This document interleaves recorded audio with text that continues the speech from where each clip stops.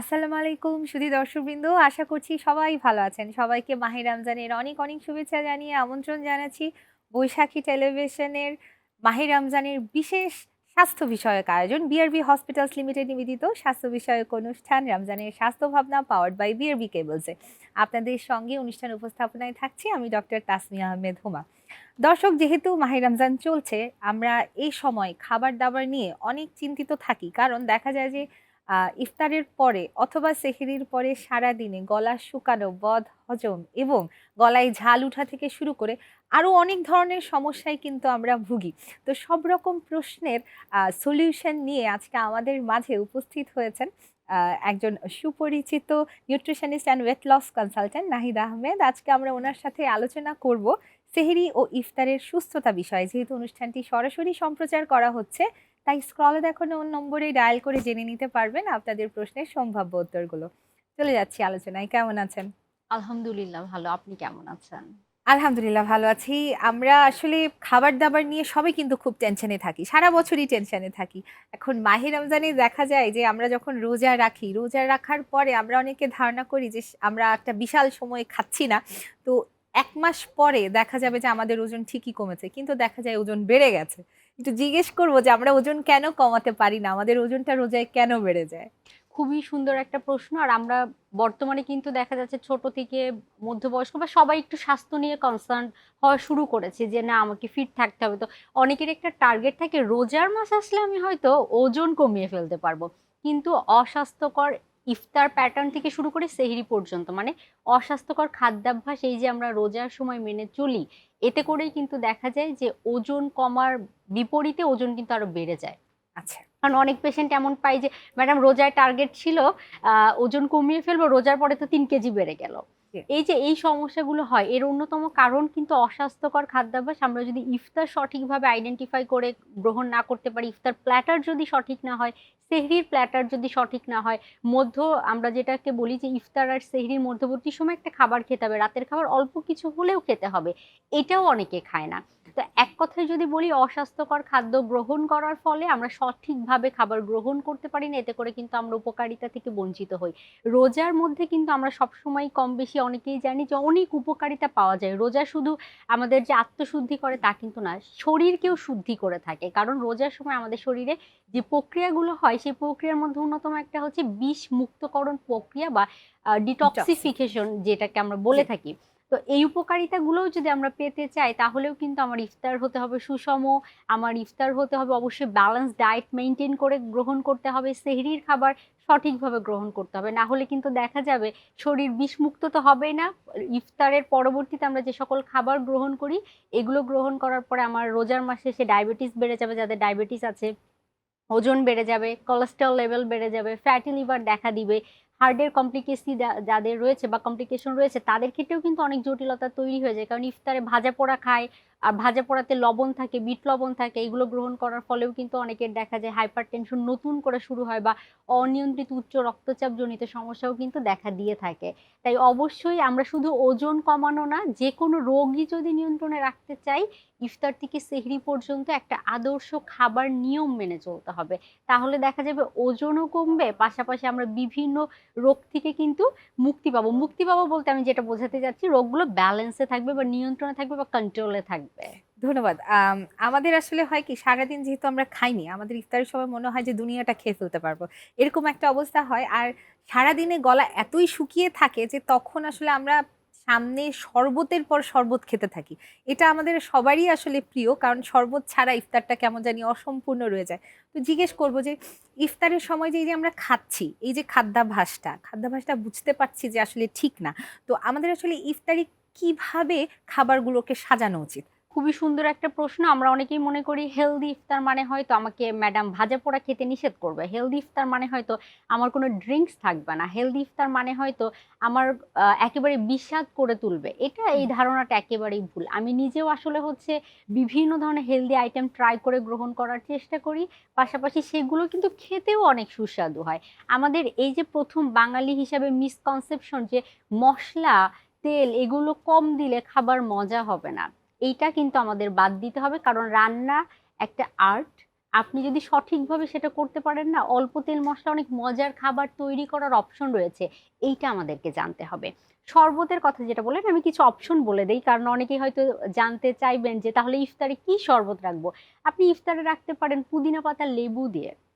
আমরা হচ্ছে lemon mint করে এটা হচ্ছে যদি ব্লেন্ড করে নিই, এটা হতে পারে। ডাবের পানি হতে পারে। আবার ডাবের পানি একটু প্রাইসিংটা বেশি। এখন আমরা অনেকেই এটা দেখছি। তো সেইটার পরিবর্তে আপনি লেবু পানি গ্রহণ করতে পারেন। টক দই দিয়ে, পুদিনা পাতা দিয়ে এটাও ব্লেন্ড করে গ্রহণ করতে পারেন। বিভিন্ন ফল আপনি যদি মনে করেন একসাথে সেটাকে মিক্সড ফ্রুট জুস করে গ্রহণ করতে পারেন, অথবা সিঙ্গেল ফ্রুটসও আপনি জুস করে গ্রহণ করতে পারেন। এগুলো কোনটাই কিন্তু চিনির ব্যবহার করতে হবে না। খেতে খুব মজা লাগে। আচ্ছা, আচ্ছা। আমরা যেকোনো ধরনের শরবতের মধ্যে যদি একটু, শরবত বলতে যেকোনো জুস তৈরি করছি সেটার মধ্যে যদি একটু লেবু দিয়ে দিই, একটু পুদিনা পাতা দিয়ে দিই, টেস্ট কিন্তু অনেক বেড়ে যায়। এটাতে যে চিনি ব্যবহার করা হয়নি এই বিষয়টাই কিন্তু মাথায় আসে না। বা অনেকে গুড় ব্যবহার করেন যে চিনি খাওয়া যাবে না, গুড় একই কিন্তু কাজ করে। আর দেখা যাচ্ছে যে বাংলাদেশে কিন্তু এখন সবাই এত অসাধু, চিনি ব্যবহার করে বা চিনি দিয়েই কিন্তু তারা গুড় তৈরি করে ফেলেন। এতে করে দেখা যায় গুড় খেলে আগে আমরা যেটা মনে করতাম যে গুড়ের অনেক উপকারিতা রয়েছে, সেই উপকারিতাগুলো কিন্তু আমরা পাই না। কারণ কেমিক্যাল আর চিনি আর রং মিশিয়ে গুড় তৈরি করছে।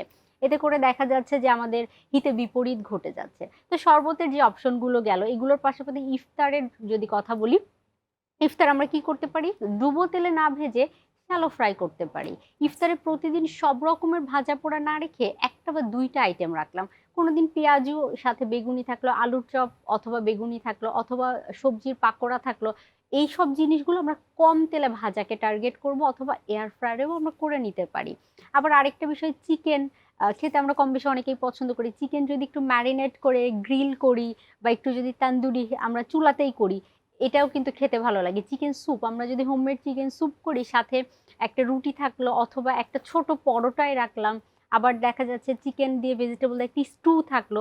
এক কথায় যদি বলি, আমি একটু যদি প্ল্যানিং করে সাজাই, যে কেউই, আমি শুধু পুষ্টিবিদ হিসাবে না, যে কেউ যদি একটু প্ল্যান করে বা একটু প্ল্যানিং করে ইফতার প্ল্যাটারটা সাজান, তাহলে দেখা যাবে অনেক মজার খাবার কিন্তু ইফতার প্ল্যাটারে রাখা সম্ভব। ইফতারে আমরা ওজন কমাতে গেলে বা আমাদের ডিজিজগুলো কন্ট্রোল করতে গেলে মনে করবো যে একেবারে পানসি ইফতার আইটেম রাখতে হবে, এটা একেবারেই না। ইফতার প্ল্যাটার সুন্দর করে সাজিয়েও সেটা গ্রহণ করা যায়। আমরা আসলে অনেক ধরনের খাবার দেখি এবং আমরা ঘরের বাইরে বেরোলেই দেখি যে বিভিন্ন ধরনের ভাজাপোড়া, বিভিন্ন ধরনের মুখরোচক খাবার। অথবা আমরা সবাই চলে যাই পুরান ঢাকায় খেতে বিভিন্ন ধরনের মুখরোচক খাবার। যেটা আসলে খাওয়া কতটুকু স্বাস্থ্যকর এই বিষয়টা একটু জানতে চাচ্ছি। কারণ সবার কিন্তু খুবই আকর্ষণ লাগে এই খাবারের প্রতি। এই উত্তরটা নিব, কিন্তু একটা ফোন নিয়ে নিচ্ছি। একটা ফোন চলে এসেছে মাঝখানে। হ্যালো দর্শক, শুনতে পাচ্ছেন? হ্যালো? হ্যালো, জি, ওয়ালাইকুম। জি, ওয়ালাইকুম জি। জি, আপনার নাম হ্যালো, এবং বয়স বলে প্রশ্নটি করুন। ওয়ালাইকুম জি, শুনতেছেন? জি, শোনা যাচ্ছে। জি। আচ্ছা প্লিজ, ওই যে আমি একটু প্রশ্ন ছিল, সেটা হলো আমরা তো শরবতে সাধারণত চিনি ব্যবহার করি জি, ইফতারের সময়। তবে চিনির বিকল্প যে বাজারে বিভিন্ন কোম্পানির জিরুকেন পাওয়া যায়, জি, এগুলা কি আমরা ব্যবহার করলে কোনো স্বাস্থ্য ঝুঁকি আছে কিনা? এক। জি। দুই হলো দুই হলো খেজুর। আমরা ডায়াবেটিস রোগী যারা আছে তারা কি ইফতারের সময় হয়তো ২টা বা ৪টা খেজুর খেলে কি কোনো সমস্যা হতে পারে কিনা একটু জানাবেন দয়া করে, হ্যাঁ? জি, ধন্যবাদ আপনার প্রশ্নের জন্য। আমরা উত্তরটি জানবো। জি, উনি ১ম এ বলছিলেন 0 ক্যাল জাতীয় চিনির বিপরীতে এটা ইউজ করা যাবে কিনা ট্যাবলেটগুলো?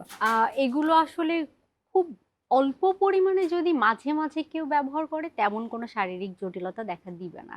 কিন্তু কেউ যদি কন্টিনিউয়াসলি এটা, যে সকালে চা খাচ্ছে ব্যবহার করলো, দুপুরে ব্যবহার করলো, বা বিকেলে চায় ব্যবহার করলো, বা যেকোনো পানীয় খাচ্ছে সেটার সাথে ব্যবহার করলো, তাহলে জটিলতা দেখা দিতে পারে। কারণ পুরোটাই বেশিরভাগগুলো কেমিক্যাল দিয়ে তৈরি করা হয়। পরবর্তীতে আচ্ছা, গিয়ে দেখা যাচ্ছে শারীরিক বিভিন্ন জটিলতা দেখা দিতে পারে। তাই এটা আমরা বলবো ১ দিন পর বা ২ দিন পর যদি কেউ অল্প পরিমাণে ব্যবহার করেন, তাহলে তেমন কোনো শারীরিক জটিলতা দেখা দিবে না, যদি তার পাশাপাশি আর কোনো সমস্যা না থাকে। ধন্যবাদ। উনি আরেকটা প্রশ্ন করেছিলেন যে খেজুর খাওয়া যাবে কিনা ডায়াবেটিক পেশেন্টদের? এটা খেলে খুব কটা? চমৎকার একটি হুম, প্রশ্ন। কারণ মিসকনসেপশন অনেকের মধ্যে থাকে যে ডায়াবেটিস পেশেন্টরা যেহেতু অন্য সময় খেজুর আমরা কম খেতে বলি বা মিষ্টি ফল একটু কম খেতে বলি, রোজার মধ্যে হয়তো খেজুর খাওয়া যাবে না, এই কথাটা আসলেই পুরোপুরি ভুল বলে আমি বলবো, কারণ যদি ডায়াবেটিসের পাশাপাশি অন্য কোনো শারীরিক জটিলতা না থাকে অবশ্যই তিনি 1টি বা 2টি খেজুর গ্রহণ করতে পারেন। তিনি যেটি মেনশন করলেন 3টা 4টা খাওয়া যাবে না।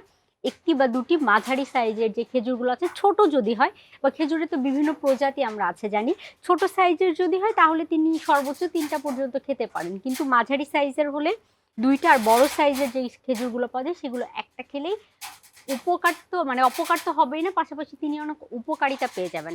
কারণ বেশিরভাগ ক্ষেত্রে যে বিষয়টা হয় যে দীর্ঘ সময় পানাহার ব্যতীত থাকার ফলে ডায়াবেটিস পেশেন্টদের কিন্তু সুগার লেভেলটা অনেকটাই কমে যায়। তাই যখন ইফতারের শুরুতে তিনি একটি খেজুর মুখে দিয়ে ইফতার খুলবেন, তিনি কিন্তু খুব কম সময়ের মধ্যেই তার যেই সুগার লেভেলটা কমে গেছে সেটা ব্যালেন্স করতে পারবেন। পাশাপাশি দেখা যাচ্ছে যে তার কোনো সমস্যা হবে না, তিনি এনার্জেটিক কিন্তু অনুভব করবেন। তাই ডায়াবেটিস পেশেন্ট যারা আছেন, যাদের মধ্যে এই মিসকনসেপশন আছে যে ইফতারে খেজুর খেলে সমস্যা হতে পারে, এই ধারণা থেকে বের হয়ে আসতে হবে। ইফতারে অবশ্যই আমরা সবাই খেজুর মুখে দিয়েই রোজা খোলার চেষ্টা করব। একটু সেহরিতে যেতে চাচ্ছি, যে সেহরিতে আসলে কি খাওয়া উচিত যেটা আমরা সারাটা দিন এনার্জিও পাই, গলাটা শুকায় কম? খুব ভালো একটা প্রশ্ন, কারণ এখন ওয়েদারটা এমন যে কম বেশি সকলের মধ্যেই গলা শুকানো জাতীয় সমস্যা দেখা দিচ্ছে। এই সমস্যার অন্যতম কারণ হচ্ছে ইফতার থেকে সেহরি পর্যন্ত পর্যাপ্ত পানি না পান করা। আমরা পর্যাপ্ত পানি পান করি না, আবার আমরা এত বেশি ভাজা পোড়া মশলাদার চটকদার খাবার গ্রহণ করি যেগুলো আমাদের কিন্তু সারাদিন আরো বেশি তৃষ্ণার্ত করে ফেলে। এই বিষয়টা আমরা অনেকেই জানি না বা মাথায় রাখি না জানলেও। তো ইফতার থেকে সেহরি পর্যন্ত হেলদি খাবার গ্রহণ করতে হবে। অনেকে মনে করে ইফতারে 3-4 গ্লাস পানি খেয়ে ফেললাম, হয়তো তৃষ্ণা লাগবে না। এই ধারণাটিও ভুল। আপনি অল্প অল্প করে ইফতার থেকে সেহরি পর্যন্ত পানি পান করবেন। এই নিয়মটি যদি মেনে চলতে পারেন, বডি সঠিকভাবে ডিহাইড্রেটেড থাকবে। দিনের বেলায় কিছু নিয়ম মেনে চলা, যে একটু ছায়াযুক্ত স্থান দিয়ে হাঁটা, একটু গোসলটা সঠিক সময় মতো করা, তারপরে দেখা যাচ্ছে যে অপ্রয়োজনে বাইরে যাওয়া এড়িয়ে চলা, এগুলো একটু মেনে চলার চেষ্টা করতে হবে। ইফতার থেকে সেহরি পর্যন্ত খাবারের কথা তো আমরা বললাম। সেহরির খাবারের প্ল্যাটারটা যদি বলি, খুব সংক্ষেপে বলবো, একটা প্লেট নিয়ে প্লেটটাকে 4 ভাগে ভাগ করতে হবে। 1 ভাগে রাখবে কার্বোহাইড্রেট জাতীয় খাবার। যদি লাল চাল লাল আটার তৈরি খাবার রাখতে পারে তাহলে খুব ভালো, যদি না রাখতে পারে তাহলেও সাদা চাল সাদা আটার তৈরি যে কোনো খাবার। বাকি একটা ভাগে রাখবে বিভিন্ন ধরনের প্রোটিন জাতীয় খাবার, মাছ, মাংস, ডিম, আর হচ্ছে দুধ একটু রাখার চেষ্টা করবে, কিন্তু এই প্রোটিনের মধ্যে এটা না, শেষে গিয়ে যদি অল্প পরিমাণে দুধ, একটা খেজুর গ্রহণ করে তাহলে খুব ভালো। আর বাকি 2 ভাগে রাখবে হচ্ছে তারা অবশ্যই ফলমূল, শাকসবজি জাতীয় খাবার। তো এইভাবে যদি আমরা একটা সুন্দর প্ল্যাটার তৈরি করে বা প্ল্যাটার সাজিয়ে, সেটা যে কোনো কিছুই হতে পারে, পছন্দের যে কোনো আইটেমগুলো কম তেল মশলায় রান্না করা খাবার, তাহলে দেখা যাবে যে সারাদিন পেটে ক্ষুধাটা একটু কম অনুভব করা সম্ভব। যদি কেউ একটু ব্যালেন্স মেনটেন করে, যেমন একটু অতিরিক্ত হাঁটা চলা বা পরিশ্রম করে অনেকেই, তাদের ক্ষেত্রে দেখা যায় যে অনেকে মনে করে যে ক্ষুধা হয়তো লেগে যাবে। এটা কিন্তু কখনোই না, যে আমরা সঠিক পরিমাণে প্ল্যাটার অনুযায়ী খাবার গ্রহণ করলে এই জাতীয় সমস্যা তৈরি হবেই না, যদি হচ্ছে মেনে চলা যায়। একটু এক লাইনে যদি বলি যে আমি কয় লিটার পানি খাবো আসলে ইফতার থেকে আমরা সেহরিতে? ইফতার থেকে সেহরি পর্যন্ত 8 থেকে 10 গ্লাস। 8 আমরা থেকে এক 10 কথায়, হ্যাঁ, গ্লাস। যদি বলি 2 থেকে 2.5 লিটার পানি। অবশ্যই এটার পাশাপাশি ইনক্লুড হবে যে আমরা চেষ্টা করব বিভিন্ন শরবত, যেটা পানীয়র কথা বললাম, চিনি ছাড়া বা গুড় ছাড়া। আর একটা বিষয় আমি এখানে অ্যাড করব, যে অবশ্যই আমাদেরকে একটা বিষয় মাথায় রাখতে হবে, যে আমরা হেলদি ব্যালেন্স ডায়েটের মানে কোনো বিকল্প নেই। আর ক্যাফিন জাতীয় খাবার, ক্যাফেইন জাতীয় খাবার মানে অনেকে চা কফি, যেহেতু সারাদিনে চা কফি খাওয়া হয় না, 4-5 গ্লাস চা কফি গ্রহণ করে ফেলেন, এতে করেও কিন্তু ওই গলা শুকিয়ে যাওয়ার সমস্যা দেখা দিতে পারে। তাই ইফতার থেকে সেহরি পর্যন্ত আমরা 1 গ্লাস বা 1 কাপ বা 2 কাপ, মানে 125 ml বা 250 ml এর বেশি আমরা কখনোই, মানে সব থেকে ভালো হয় 125 ml এর বেশি হচ্ছে চা কফি না পান করা। আর আমরা অবশ্যই ক্যাফেইনের মাত্রাটা বলে দিই, যে ক্যাফেইনের মাত্রাটা যেন এতটুকু থাকে, কিন্তু চা কফি 1 গ্লাস বা হাফ কাপ করে কেউ যদি 2 বার গ্রহণ করে, এর বেশি না করাটাই বেটার। আচ্ছা, অনেক ক্ষেত্রে দেখা যায় যে আমাদের ডায়াবেটিক পেশেন্ট, কিডনি পেশেন্ট এভাবে তো ডিফারেন্স করা থাকে। এখন কিডনি পেশেন্টদের ক্ষেত্রে একটু আমি জিজ্ঞেস করে নেব, কারণ ওনাদের কিন্তু অনেক খাবারেই রেস্ট্রিকশন। ওনারা বলেন যে ওনারা তাহলে কি খাবেন ইফতারের সময়, এটা যদি একটু ছোট করে আমি জানতাম। এটা একটু সংক্ষেপে বলতে চাই, কিছু অপশন বলে দিতে চাই, কারণ কিডনি পেশেন্টদের অনেকেই মনে করে ডাল, ছোলা সবই তো কিডনি সমস্যা তৈরি করে, খাবো না। আবার অনেকে নিজেকে কন্ট্রোল না করতে পারে খেয়ে ফেলে। তো আপনি খেতে পারবেন, কিন্তু ছোলার তৈরি, ডালের বেসন কিন্তু ডাল দিয়ে তৈরি করা হয়। তাই পেঁয়াজু, আলুর চপ, বেগুনি বা এই জাতীয় ভাজা পোড়া কিনে খাওয়া তো যাবেই না। বেসনে যে ব্যাটার ব্যাটারটা যেভাবে তৈরি করি সেম ব্যাটারটা আমরা তৈরি করব, শুধু চালের গুঁড়া সাথে দিলাম, চালের গুঁড়া অথবা আটা দিয়ে আমরা একসাথে মেখে ওই সেম ব্যাটারটা কিন্তু তৈরি করতে পারি। বেগুনি আমরা যেভাবে ভাজি ঠিক একইভাবে কেটে আমরা যে কোনো সবজি দিয়েও কিন্তু ডিপ ফ্রাই করে খেতে পারি, এটা খেতে খুব মজা হয়। আবার সাগুদানা ভিজিয়ে সেটার সাথে আমরা একটু পেঁয়াজ, একটু কাঁচামরিচ, ধনিয়া, জিরা, আদা এগুলো একটু মেখে আমরা যদি এটা ভেজে নিই এটাও কিন্তু খেতে ভালো লাগে। আবার চিকেন স্যুপ খেতে পারি বা আমরা সবজি স্যুপ তৈরি করে খেতে পারি, রুটি খেতে পারি। এই জাতীয় অপশনগুলো যদি খেতে পারেন তাহলে অনেকের ক্ষেত্রে দেখা যাবে ইফতারটা অনেক বেশি আনন্দের হবে যাদের কিডনি জনিত সমস্যা রয়েছে।